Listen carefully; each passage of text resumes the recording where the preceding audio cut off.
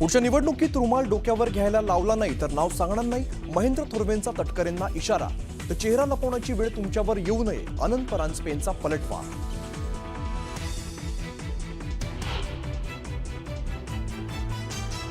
महेंद्र दळवी, महेंद्र थोरवे आपल्या अवकाळीत राहा। कोण परांजपे? त्या परांजपेची काय लायकी आहे? नॅपकिन वॉरवरून महायुतीत जुंपली, अनंत परांजपेंच्या टीकेवरून दळवींचा जोरदार पलटवार।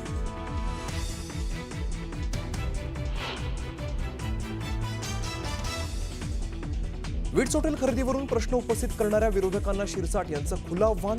टेंडर प्रक्रियेतून मुलाला बाहेर पडण्यास सांगतो तर आव्हान देणाऱ्यांनी हॉटेल विकत घेऊन दाखवावं, शिरसाटांचं ओपन चॅलेंज।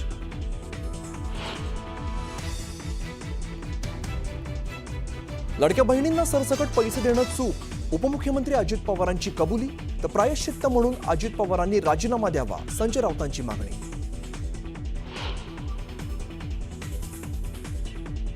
8 दिवसात नाशिकमध्ये राजकीय भूकंप होणार, उद्धव ठाकरेंचा पक्ष जमीनदोस्त होण्याच्या मार्गावर, मंत्री गिरीश महाजनांचा मोठा दावा।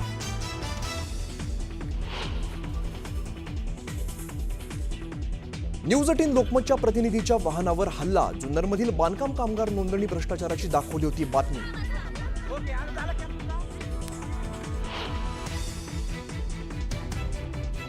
किल्ले रायगडावर उत्खननादरम्यान आढळला अनमोल खजिना।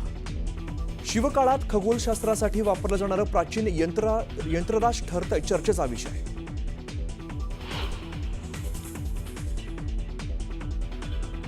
हगवण्यामुळे बदनाम झाली फॉर्च्युनर कार, सोलापुरातील फॉर्च्युनर प्रेमी अतुल खुपसेंच्या कारचा व्हिडिओ व्हायरल, फॉर्च्युनर कारला बदनाम केल्याचं पोस्टर चर्चेत।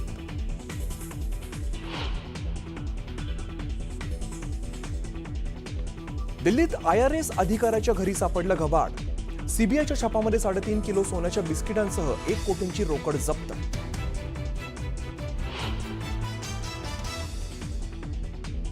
आणि सोन्या चांदीच्या दरात पुन्हा वाढ, सोन्याच्या दरामध्ये 500 रुपयांची वाढ तर चांदीच्या दरात 2000 रुपयांची वाढ।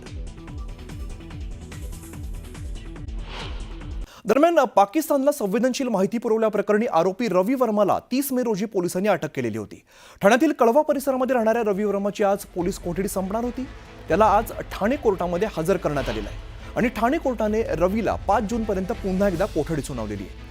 रवी वर्माने मुंबईतील नौदल डॉकयार्डच्या स्थानकाची माहिती जी आहे ती पाकिस्तानी गुप्तचर संस्थांना पाठवल्याचं समोर आलेलं होतं आणि फेसबुकच्या माध्यमातून पाकिस्तानी एजंटना संवेदनशील ठिकाणचे अनेक नकाशे पाठवण्यात आल्यामुळे ठाणे टेकच्या टीमने रवी वर्माची चौकशी केलेली होती आणि त्यानंतर पोलीस कोठडी मागितली आहे। तर रवी तपासामध्ये सहकार्य करत नसल्याचा तपास यंत्रणांनी दावा केलेला आहे। तर रवीने हेरगिरी पैशांसाठी केल्याचा तपास यंत्रणांना संशय आहे। दरम्यान सरकारी वकिलांनी ज्या पद्धतीने बाजू मांडली, मात्र यामध्ये कुठलेही सबळ पुरावे नसल्याचं आरोपीचे वकील राजहंस गिरासे यांनी सांगितलेलं आहे। आरोपी रवी वर्माच्या वकिलांची बातचीत केली आमचे प्रतिनिधी प्रेम मोरे यांनी। नोव्हेंबर 2024 पासून हा प्रकार चालू होता। नोव्हेंबर 2024 नंतर ते मे 2025 पर्यंत मी म्हणजे आरोपीने पूर्ण प्रकारे सहकार्य केलेलं आहे या गोष्टींना आणि पोलिसांना जे तपासात हव्या असणाऱ्या गोष्टी होत्या, माझा मोबाईल होता किंवा डायरी होती, या सर्व गोष्टी मी पोलिसांना सुपूर्द केलेल्या आहेत। म्हणून आता पोलीस कस्टडीची मला कुठलीही गरज नाही, मला ज्युडिशियल कस्टडी होण्यात यावी। सर, कशा प्रकारे जे आहे पोलिसांकडनं सरकारी वकिलांकडनं देखील सांगण्यात आलंय की आरोपीने जे आहे हेरगिरी करत भारतातील काही नकाशे देखील जे आहेत ते पाठवलेले आहेत किंवा काही ट्रान्झॅक्शन देखील झाल्याची जे आहे ते कोर्टात युक्तिवादादरम्यान समोर आलेलं आहे। ऍक्च्युली नकाशा वगैरे असला कुठलाही प्रकार आम्ही म्हणजे आरोपीने पाठवलेला नाहीये आणि त्या संदर्भात कुठलाही पुरावा कोर्टात तरी माझ्या समक्ष दाखल केलेला नाहीये। तर तो आता तपासाचा भाग आहे, पोलीस त्यात तपास करताच आहेत आणि आम्ही तपासाला पूर्ण सहकार्य करत आहोत। तर 8 दिवसांमध्ये नाशिकमध्ये राजकीय भूकंप होणार, ठाकरेंच्या शिवसेनेमध्ये राजकीय भूकंप होणार असं मंत्री गिरीश महाजन यांनी मोठा दावा केलेला आहे। शिवसेना उभाटामध्ये पुन्हा एकदा फूट पडणार का असा सवाल आता उपस्थित होतोय। महाजनांच्या दाव्यामुळे राजकारणामध्ये खळबळ बघायला मिळते।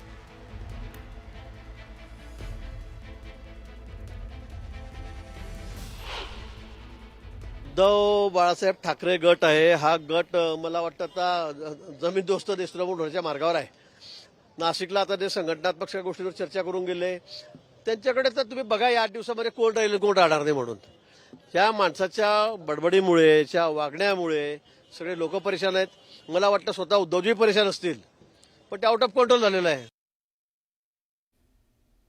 एकीकडे गिरीश महाजन यांनी मोठा दावा केलाय, तर दुसरीकडे नाशिकमधील उद्धव ठाकरेंच्या शिवसेनेचे उपनेते सुधाकर बडगुजर यांनी मुख्यमंत्री देवेंद्र फडणवीस यांची भेट घेतली आहे. संजय राऊत नाशिकमध्ये असतानाच सुधाकर बडगुजर मुख्यमंत्र्यांच्या भेटीला गेलेले, त्यामुळे राजकीय वर्तुळामध्ये चर्चांना उधाण आलंय.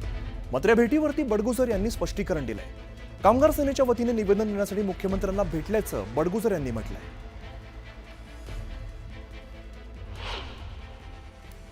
म्युन्सिपल कामगार सेनेचे जवळजवळ 2,500 कर्मचारी आमच्या युनियनचे सभासद आहेत आणि महापालिकेच्या आस्थापनावरती 7,000 कर्मचारी असताना 4100 कर्मचाऱ्यांचे रिक्त पद आहेत. त्यामुळे ते रिक्त पदं लवकर भरावेत, सिंहस्थाच्या दृष्टीने महत्त्वाचे आहेत.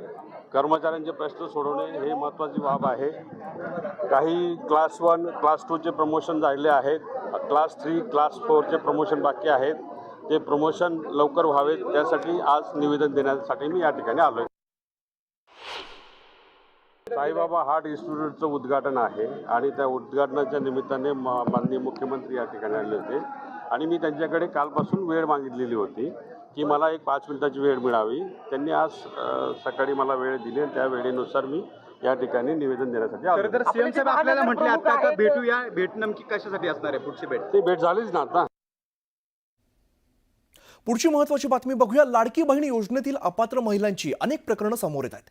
या योजनेमध्ये अनेक चुका झाल्यात. सरसकट सर्वांना लाभ देणं चुकीचं होतं, अशी कबुली उपमुख्यमंत्री अजित पवारांनी दिली आहे. योजनेतील अर्जांच्या पडताळणीचं काम सुरू असून पुढे फक्त गरजू आणि पात्र महिलांना लाभ दिला जाईल, असंही अजित पवारांनी स्पष्ट केलंय. याच मुद्द्यावरती प्रश्न विचारला असता संजय राऊत यांनी अजित पवारांच्या राजीनाम्याची मागणी केली आहे. अर्थखात्याच्या माध्यमातून ही संपूर्ण लूट झाली, याचं प्रायश्चित्त अजित पवारांनी राजीनामा देऊन घेतलं पाहिजे, अशी मागणी संजय राऊत यांनी केली.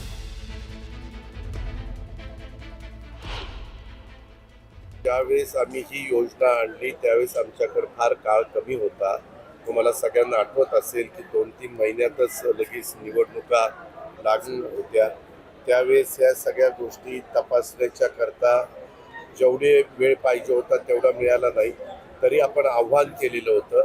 आपल्याला असं वाटलं होतं की जे त्याच्यात बसत नाही ते अर्ज करणार नाही किंवा मागणी करणार नाही, परंतु काहींनी केलेलं आता दिलेले पैसे तर आम्ही काढून घ्यायचा प्रश्न येत नाही. अर्थ खात्यातून हा घोटाळा झालेला आहे. पैसे कोणी दिले? या राज्याचे पैसे लुटले कोणी? या राज्याचे पैसे तुम्ही लुटू दिलेत. लाडक्या बहिणींनी नाही तर लाडक्या भावांनी नावं बदलून महिलांची आपली स्वतःची नावं बदलून हा लाभ घेतलेला आहे. हजारो कोटी रुपयांचा, शेकडो कोटी रुपयांचा सरकारी कर्मचाऱ्यांनी हा लाभ घेतला आणि तुम्ही तो घेऊ दिला. तुम्ही छाननी केली नाही, तुम्हाला माहिती आहे, पण तुम्हाला मतं पाहिजे होती आणि अर्थ खात्याच्या माध्यमातून ही लूट झाली संपूर्ण. याचं प्रायश्चित्त कोणी घेतला पाहिजे? हे काय सांगतायत?